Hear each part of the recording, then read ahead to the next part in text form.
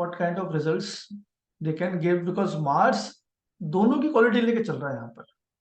सन की leadership quality भी लेके चल रहा है और मून का इमोशनल पैशन भी लेके चल रहा है। जो पैशन होता है, जो आपको एक बहुत ही स्ट्रांग लेवल पे हैप्पीनेस चाहिए होती है, ये हाइपर एक्टिव हैप्पीनेस है।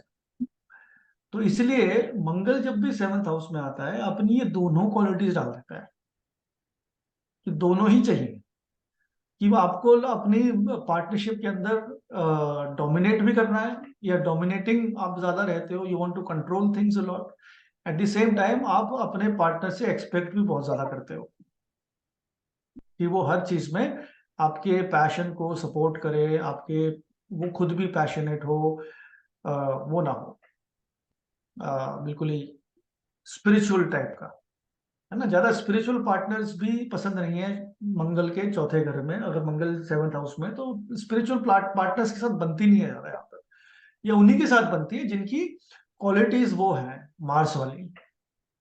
सो that quality needs to be understood of the 7th house. And Mangal दोष बनता है यहाँ पर, जिसको मांगलिक हम बोलते हैं, कि 7th हाउस में बैठा प्लेनेट मांगलिक कहलाता है, जिसकी भी कुंडली में 7th हाउस में। और ये बड़ा स्ट्रॉन्ग मंगल दोष होता है, बिकॉज मैरिज के घर में ही प्लेस्ड है ना। जिसके घर के अंदर ही मार्स आ गया, तो वो उसका फर्क अलग होगा जो बाहर से एक्सपेक्ट कर रहा होगा मार्स दूर से।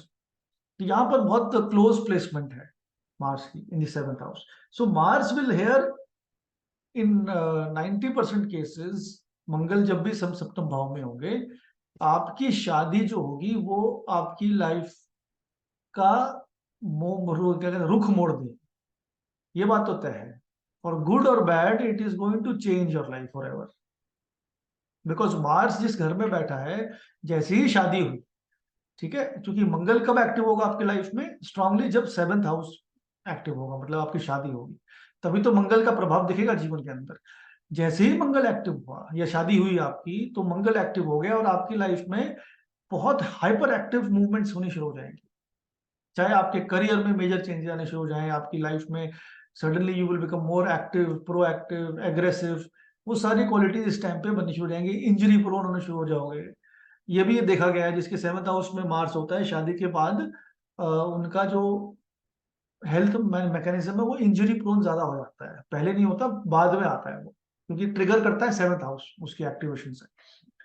सो ये भी एक चीजें देखी गई है 7th हाउस जब मार्स होता है तो। बट हमारे लिए बड़ा इंपॉर्टेंट है कि हम 7th हाउस में से कुछ पॉजिटिव निकाल सकते हैं कि नहीं मार्स के लिए। नॉर्मली तो 90% तो जनता इसको नेगेटिव ही बोलती है कि मंगल सप्तम भाव में है तो शादी तोड़ेगा ही तोड़ेगा। तो वो हमें देखना है कि उससे कैसे बचा जा सकता है, अगर बच सकते हैं कि नहीं, या पहली बात वो करेगा भी कि नहीं। तो let's see what all qualities it can transfer on the 7th house. So Manglik दोष बनता है बिल्कुल शादी के मामले में, आपको बड़ा ही एग्रेशन क्रिएट करता है, तो उसके लिए हमें सावधानी बरतनी पड़ेगी। अच्छी हिदायत ये है, जिसका मंगल दोष हो उसकी दशा अगर मंगल की बचपन में निकल जाए, महादशा, जिसकी 7th हाउस में मार्स प्लेस्ड है, तो मंगल दोष कोई तंग नहीं करता लाइफ में खास उसके बाद। क्योंकि जब आपकी शादी होगी और उसके बाद आगे की लाइफ चलेगी, तब तक मंगल की महादशा आएगी नहीं लाइफ में। तो उस केस में मांगलिक दोष कोई खास नेगेटिव रोल प्ले नहीं करता। लेकिन अगर आपकी शादी की एज चल रही है और मंगल की दशा आ गई, मतलब उसी यंग एज के अंदर, है ना। देखिए मंगल कब असर करता है लाइफ में, मंगल की एज क्या है। मंगल इज ए यंग प्लैनेट। मंगल की जो एज है वो है अराउंड 28 से 36 के बीच में।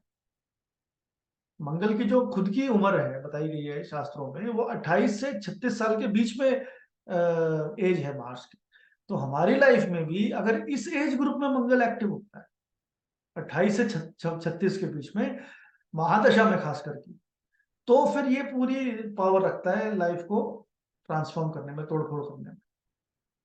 तब हमें बहुत बहुत केयरफुल होना पड़ेगा कि इसको कैसे न्यूट्रलाइज किया जाए। अगर ऐसा नहीं है तो फिर उस केस में कहीं ना कहीं पे हमें इससे प्रोटेक्शन मिल जाती है। Mars is not always this thing, क्योंकि मार्स की अपने दो क्वालिटीज पड़ी हैं, Mars the aggressor, the destroyer, and Mars the protector. Protection का काम भी मंगल देता है, डिस्ट्रॉय भी मंगल करता है। तो क्वालिटी हमें देखनी पड़ेगी उसके साथ किस टाइप के इन्फ्लुएंसेस चल रहे हैं। Then for that we need to understand the 7th house. अगर सप्तम भाव के मालिक की कंडीशन अच्छी है, सेवंथ हाउस में कोई बेनिफिक्स है या सेवंथ हाउस में बेनिफिक्स ही प्लेस्ड है मार्स के साथ में, तो बहुत हद तक न्यूट्रलाइज हो जाती है कंडीशन। उसी तरीके से अगर यही मंगल आपके 8th लॉर्ड 6th लॉर्ड के साथ कनेक्टेड है, तो फिर इसके मार पावर है, unique power to spoil the 7th house, then it will definitely create issues in the 7th house. 7th house के इश्यूज में मतलब क्या हुआ, हम इसको कैसे इंटरप्रेट करें कि 7th हाउस वीक हो गया तो क्या क्या असर आएगा आपके सोशल लाइफ में, आपके फ्रेंड सर्कल में, आपकी ओवरऑल पब्लिक रेपुटेशन के अंदर, और बिजनेस की लाइफ में। हर जगह मंगल का प्रभाव, शादी के अलावा। तो इन फील्ड्स में क्या हम ये एनर्जी ट्रांसफर कर सकते हैं, यही हमारा इसमें सबसे बड़ा एफर्ट होना चाहिए कि शादी से निकाल के, हालांकि शादी क्यों इंपॉर्टेंट पड़ती है, क्योंकि यहाँ पर फिजिकल रिलेशनशिप एस्टेब्लिश होता है, और मंगल का काम है आपकी फिजिकल लाइफ को स्ट्रॉन्ग करना। तो इसलिए बचना थोड़ा मुश्किल है, क्योंकि जैसी शादी होगी या शादी के जीवन में जहां पर जो कि एक सेक्सुअल रिलेशनशिप है, वहां पर मार्स आके उसको तोड़ने की कोशिश करता है। That is why it creates technically very bad results for the 7th house. But इसको हमें ट्रांसफर करके बिजनेस में कन्वर्ट करना पड़ेगा।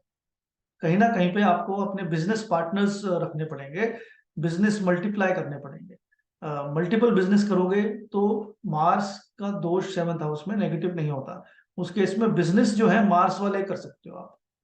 ठीक है, जैसे हमने देखा था पहले भी क्लास में डिस्कस किया है कि मार्स के लाइक अगर डॉक्टर या मेडिकल से उसका कोई कनेक्शन है, बिजनेस करते हो आप, दवाइयों का बिजनेस करते हो या प्रॉपर्टी का बिजनेस करते हो, तो 7th में बैठा मार्स अपनी एनर्जी को डाइवर्ट कर देगा उस बिजनेस की तरफ में। वहां पे हो सकता है आपका बिजनेस पार्टनर एग्रेसिव हो, झगड़ा करे, बट वो फिर भी ठीक है एज कंपेयर टू घर के अंदर झगड़ा हो, है ना।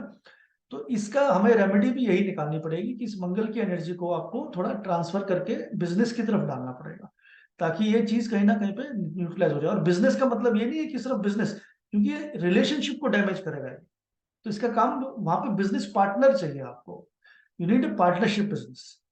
उसके बाद उसको तोड़ दो, बंद कर दो बिजनेस को अपने जानबूझ के भी। अगर आपको इसको रिक्रिएट करनी है सिचुएशन, तो बिजनेस करो, अपने जान पहचान वाले से करो, और उसके बाद वो बिजनेस को कुछ टाइम के बाद बंद कर दो। वही मंगल दोष का उसमें असर आएगा कि भाई एक रिलेशनशिप जो है वो टूटी है पेपर पे। वो मैटर करती है यहाँ पर इसकी स्ट्रेंथ को न्यूट्रलाइज करने के लिए मार्स की। देन बाकी पॉजिटिव क्वालिटीज भी आती हैं, जैसे कि क्योंकि Mars is the planet of blood, तो व्यक्ति की जो चेहरा होता है वो बड़ा इल्यूमिनेटेड होता है, मतलब हमेशा आपको उसके चेहरे पे तेज दिखाई पड़ेगा। और यूथफुल अपीयरेंस होती है, जैसे मैंने बताया 28 साल के आसपास की एज होती है इसकी मार्स की। तो ये यंग प्लैनेट है, तो ऐसे लोग बड़े यंग दिखते हैं जिनके भी मंगल फर्स्ट हाउस में या 7th हाउस में प्लेस्ड हो, वो यंग वाली कैटेगरी में ही गिने जाएंगे। बट क्योंकि इंजरी का प्लैनेट मार्स बनता है, तो इंजरीज भी यहाँ पर कहीं ना कहीं पे आती है लाइफ के अंदर। अगेन इसको न्यूट्रलाइज करने का तरीका वही है कि अगर कोई डॉक्टर है, उसके केस में ये है, तो इतना कोई नेगेटिव काम नहीं करेगा ये। ठीक है, उस केस में ये मार्स कहीं ना कहीं पॉजिटिव दिशा में ही काम कर रहा होगा। फिर हमारा जो पार्टनर होगा, स्पाउस होगा, वो भी यंग होगा। अ, अब यहाँ पर देखिए एज का मैटर क्या है कि 2-3 प्लैनेट्स यंग एज के होते हैं। मरकरी, मार्स, ये दोनों प्लैनेट्स यंग एज के होते हैं, और सैटर्न है ओल्ड एज का। तो जब भी ये प्लैनेट्स इन घरों से कनेक्ट होंगे, हमारे पार्टनर के साथ एज का गैप वैसे ही होगा, या एज का डिफरेंस वैसे ही बनेगा। तो यहाँ पर जिसका मार्स होता है 7th हाउस में, वो ये पॉसिबिलिटी भी बनती है कि अपने से छोटे से शादी कर ले, वो एज गैप बिल्कुल ही ना हो या कम, वो इनफैक्ट उल्टा हो कि अपने से छोटे से शादी करे। Then partner is very passionate, aggressive and temperamental. ये तीनों क्वालिटीज एक जैसी हैं, इसमें से पैशन तो स्ट्रांग है, पॉजिटिव क्वालिटी, ये दोनों नेगेटिव क्वालिटीज हैं। तो passionate is when you are ambitious, कुछ करने की चाह रखने वाला व्यक्ति। तो वो क्वालिटी बहुत पॉजिटिव आती है 7th हाउस में मार्स की प्लेसमेंट से। बट जैसे मैंने बताया, ये एग्रेसिव टेम्परामेंटल भी होता है। अगर ये मंगल पे कोई नेगेटिव प्रभाव आ गया, तो यहाँ पर आपको टेम्परामेंटल स्पाउस मिलता है। नाउ ऐसे लोगों के लिए रेमेडी ये है कि उनको भी ऐसा स्पाउस ढूंढना चाहिए जो कि उतना ही कॉम्पिटिटिव हो, एम्बिशियस हो एंड एक्टिव हो। जिसके सप्तम भाव में मंगल है वो खुद भी बड़ा एक्टिव होता है लाइफ के अंदर, मंगल की दृष्टि लगन में पड़ रही है तो वो खुद भी कॉम्पिटिटिव होता है, एम्बिशियस होता है। अगर ये पार्टनर उसको मिल गया बिल्कुल ठंडा, शनि की क्वालिटी वाला, कोल्ड, तो फिर तो होगी लड़ाई यहाँ पर। तब तो बहुत मुश्किल है कंपैटिबिलिटी होना।